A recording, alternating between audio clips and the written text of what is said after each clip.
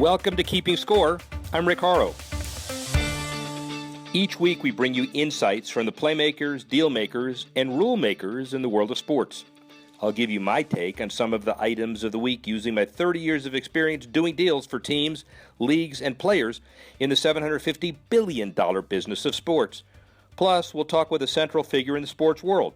The views expressed in this podcast are my own and do not represent the views of Reuters. Let's get started.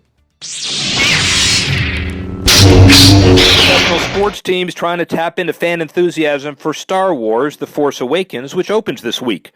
According to Sports Business Daily, the Philadelphia 76ers dancers unveiled Princess Leia-themed routines and R2-D2 costumes. The Phoenix Suns partnered with Lucasfilm for their game against the Trailblazers, including a BB-8 droid basketball promotion. Smoothie King Center had Star Wars-themed photo booths set up all around. In the NHL, the Blues, Devils, and Ducks are getting in on the act, with posters and bobbleheads. Finally, Luke Skywalker, a.k.a. actor Mark Hamill, will host an ESPN Star Wars special connecting sports with film franchise. Of course, the movies and the network, both owned by Disney. The bottom line is sports and entertainment clearly mix, and it's used as a classic case of attempting to increase awareness for franchises that may need help. In the Sixers case, maybe Princess Leia and R2-D2 will help them to more than one win. The Golden State Warriors win streak has been snapped, but TV networks hope the interest remains high. The defending NBA champions won 24 games in a row to start the season before the Milwaukee Bucks beat them. The Sports Business Daily reports TNT averaged about 2.3 million viewers for the 4 Warriors games it televised. That figure is up nearly 40% compared to TNT's average for all NBA games this season to date. Ratings for ESPN's Warriors games have climbed nearly 20% over ESPN's average for all games this season. The ratings for games on the Bay Area's regional sports network take the cake, up nearly 90% compared to last season. The focus shifts now to the entire regular season, with the Warriors aiming to top the 72-10 mark of Michael Jordan's Bulls in the 1995-96 season. And the losses keep piling up for the Florida Panthers, so here comes the makeover. The NHL team is actually in the playoff hunt so far this year, but keeps losing more and more money. The Miami Herald says the Panthers are going to completely rebrand themselves for next season. New jerseys and a new logo are on the way, and the team could adopt a new color scheme too. The Panthers' original Leaping Cat logo, which remained constant since 1993, will be seen this year for the last time. That is, until it becomes the potential centerpiece of a throwback uniform years from now. Our featured guest this week, Greg Stanton, the mayor of Phoenix, on the importance of sports events and stadiums to his city. In our ongoing business series, we always talk about mayors and how successful they are as opinion leaders. Mayor Greg Stanton, Phoenix, entering your second term after an unprecedented wave of approval after your first term. You excited about the next 4 years in Phoenix? Well, I get to be the mayor of the greatest city in the United States of America. And for me, that means 4 more years that I don't have to practice law. So that's great. Yeah, I love being mayor. Well, and Marquette and Michigan law. So obviously there's a basketball background in your future and your perspective as well. Well, we just had a celebration of the Final Four, which is coming to Phoenix the other day. And I reminded all the coaches, I still have 4 years of eligibility left. That's good. Well, it's probably too late, yeah. And you probably have other things to do now too anyway. But the bottom line of all of this is in a bigger context, is basically sports as business and economic development. And you went from, in the 70s, having no major league professional sports franchises, in essence, to 4 plus major golf tournaments, plus 3 now auto races, and frankly, significant economic impact, national championships, Super Bowls, etc. It's evolutionary. But give us your retrospective and kind of your take on all of that. Well, you've described it exactly right. Phoenix is the fastest growing big city in the United States of America. We've been that way post-World War II. We're now, believe it or not, the 5th largest city in the United States of America. And I think the major league sports franchises were a little slow to catch up to how big we were. But once they came, they came. So the Phoenix Suns were our first major league sports franchise. And they've been here since the late 1960s, early 1970s. But then more recently, we've gotten the Diamondbacks and the Cardinals, and even NHL hockey in the desert, if you can believe that. But in addition to all those other sports you mentioned, we have that Phoenix Open, the FBR Open, the Waste Management Open. It changes names over time. It's a massive event. We get on the Saturday of that golf tournament, almost 200,000 people on that golf course. 200,000 in one day. It's incredible. NASCAR, what we do at Phoenix International Raceway, 2 NASCAR races, just announced recently a IndyCar race. People don't have no idea the massive economic impact, positive economic impact on our community. Phoenix is a great sports town. What we do with the Fiesta Bowl and college football is amazing. So the list could go on, but it is a great thing for our community that we're able to host these mega events. And you're obviously a civic cheerleader, but you're basically a business development guy. And if this were the relocation of widget factories, people would get it. There seems to be unnecessary controversy attached to spending public investment to generate bids or facilities to generate the economic impact. You're out in front of that. Valley's seen it. Talk about the positives. Well, on that particular issue, I'd only say, look, anytime we're spending public money, we should have a good, thorough debate about whether it is worth it. But let me just give you an example. This community hosted the Super Bowl in early February of 2015. Yes, it was one football game at a stadium not even located in Phoenix. It's in Glendale, our sister city. But the 4 nights before that, we turned our downtown into the biggest party anyone has ever seen. We got 1 million people to visit downtown Phoenix, many of them from out of town. Many of them were people who live here in the Valley that hadn't been to our downtown in a long time, and they got to rediscover their own downtown. That's going to pay massive long-term dividends.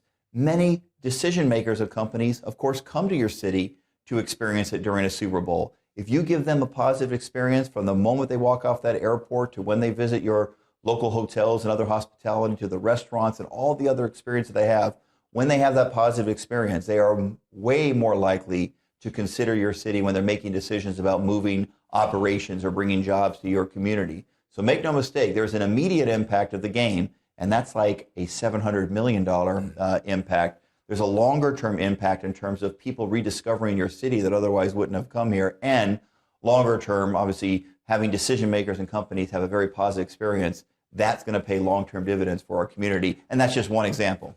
And another example, the timing is early November. It's the NASCAR semifinals, big Valley economic impact weekend.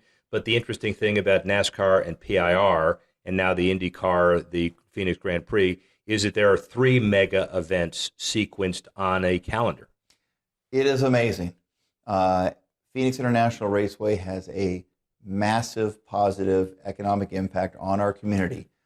We had one NASCAR race for a long time. We had lost IndyCar. And with Brian Sperber and the leadership team out at PIR, to be able to be one of the few cities in the country that have 2 NASCAR races. And we're talking tens of thousands of fans, close to 100,000 fans that are out there. Not just one day, they're out there for the entire week. It's an amazing, they create their own city, if you will, out at PIR, and that spending benefits our local community. The hotels fill up as well. And then to add, obviously, which we just added, is going to be April of next year, an IndyCar race, so a 3rd major race at this track. Each one of those races has almost the equivalent of a Super Bowl. That's the level of impact that those NASCAR and IndyCar races have on a community. So whether you like car racing or not, it may not be your cup of tea, but if you live in this community, it benefits you economically, and it's a great thing for this community. And what about the other aspects as well, not just the hardcore economic impact? Television exposure, global awareness as well. NBC, the worldwide television for the NASCAR races, but also television of all of the major events too. Sometimes hard to quantify, but nevertheless really important. Of course, and well, we can somewhat quantify it in that we can see the bookings to our wonderful resorts, and tourism is a huge business here in this community. Immediately after those mega events, we can see that it has that positive impact. But I want to make another point, and that is when you're a community that can show that you can be the best host of the biggest sporting events on planet Earth, like the college football championship, where we are this year, like the Super Bowl, like the Final Four, like NASCAR, like major PGA tournaments and bowl games. The list goes on and on. That gives corporate decision makers the feeling that you can host other events of the highest magnitude. I predict that we're going to be the host city of one of the major political conventions the next time around. We should have been this time around. We're going to get it the next time around. A decade ago, Phoenix wasn't in the conversation. Using sports, showing our ability to host events, sporting events, and doing the best job possible lends itself to other major events being willing to consider your community. Keen competition for scarce resources amongst cities whose mayors profess to get along but would love to steal economic impact from one another. And there are very aggressive mayors, Greg Ballard of Indianapolis and others, who frankly can do all they can do but have less tourist-oriented infrastructure resources than you do, so it gives you the ability to build on what you've got. Well, first off, I admire Mayor Ballard. I admire Indianapolis. Very political, very what well Indianapolis has done to support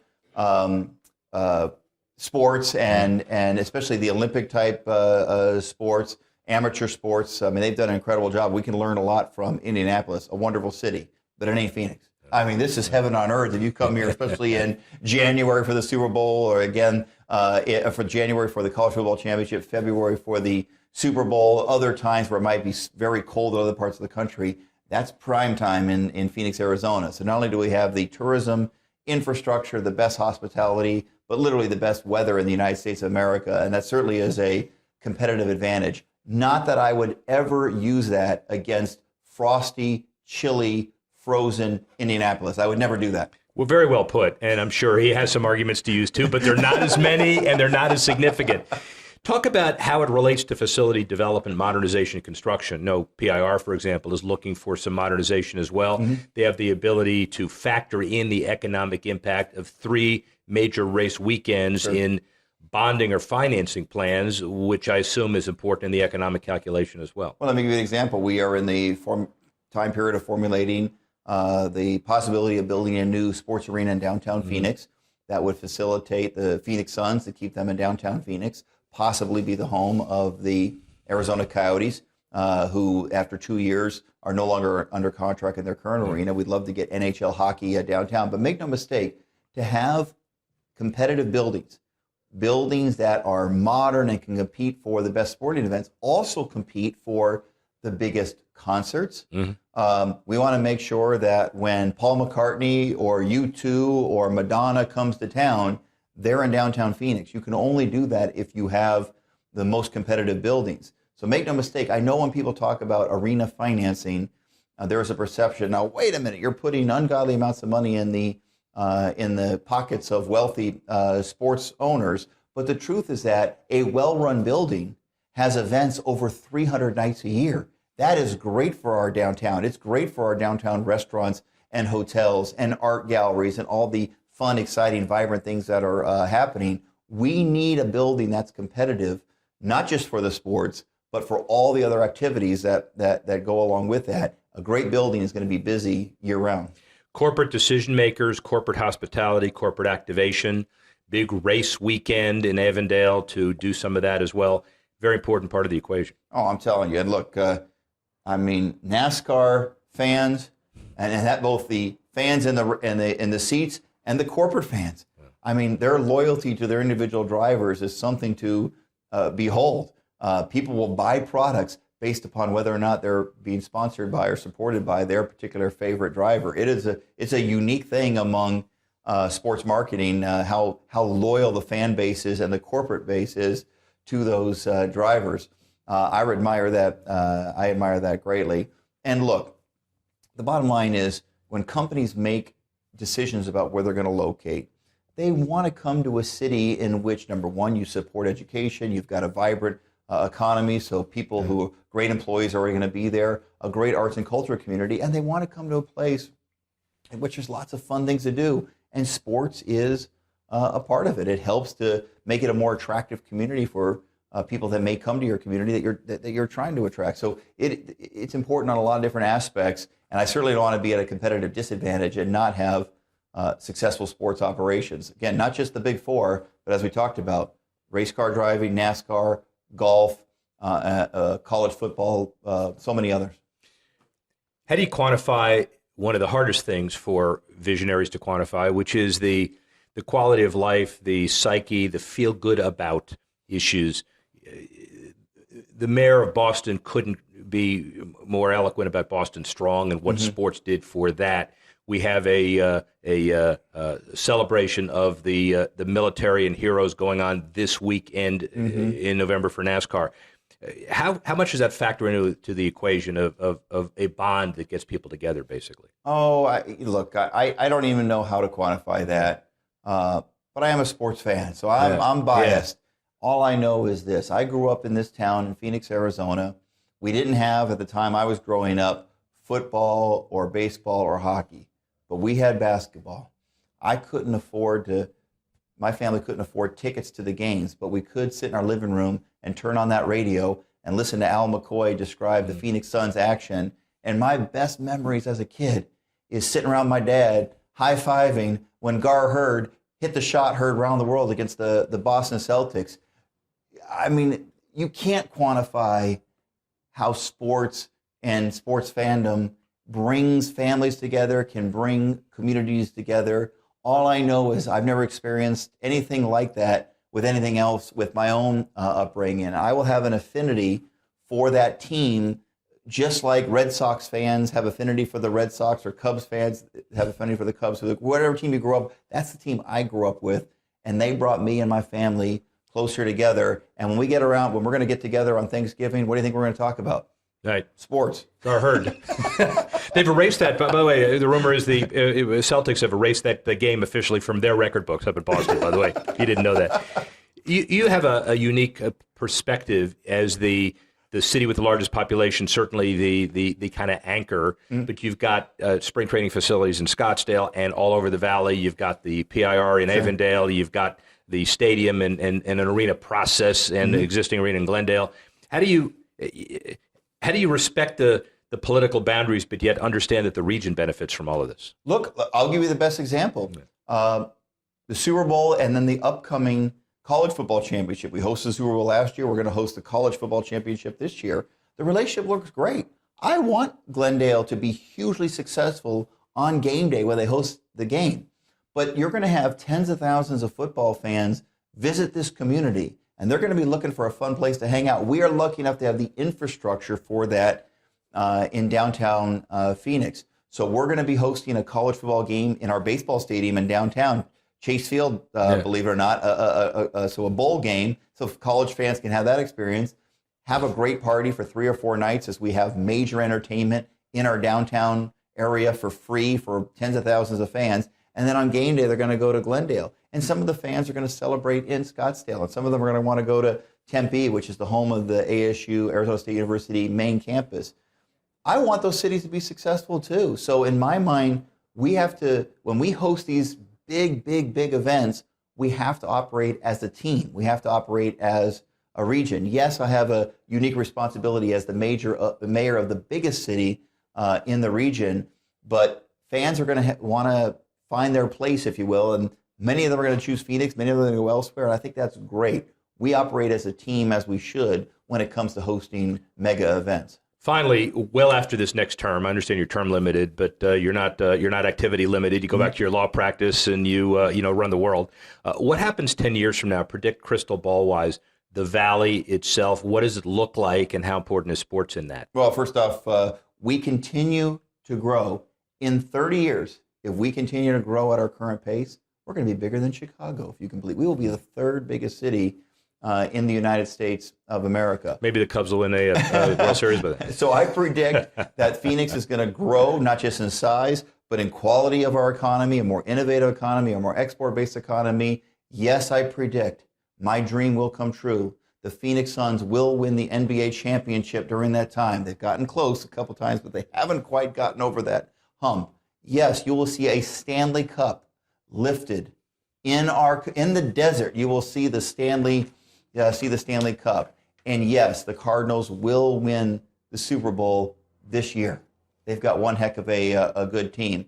And the Diamondbacks, a 2nd World Series championship. And I will say this, we will be, on a more serious note, you'll see us in the regular rotation for Super Bowl, college football championship. You'll see us in the rotation for the Final Four and college basketball, all of the biggest events. you're going to see this city, this community be viewed as the best, not among the best community for hospitality and hosting the largest sporting events that the world has to offer. Ladies and gentlemen, Mayor Greg Stanton begins his second term. First mayor I've heard in my many years make a multi-sport championship guarantee, and he can back it up. Thank you very much. We're on our way. Thank you. Thanks for listening to this edition of Keeping Score. I'm Rick Horrow. The producer of the show is Alex Cohen. Audio producer Adam Wiesen. Technical assistance provided by Jamie Weber, Tanner Simpkins, and Carlos Swadek. The executive editor of Reuters Digital, Dan Colarusso.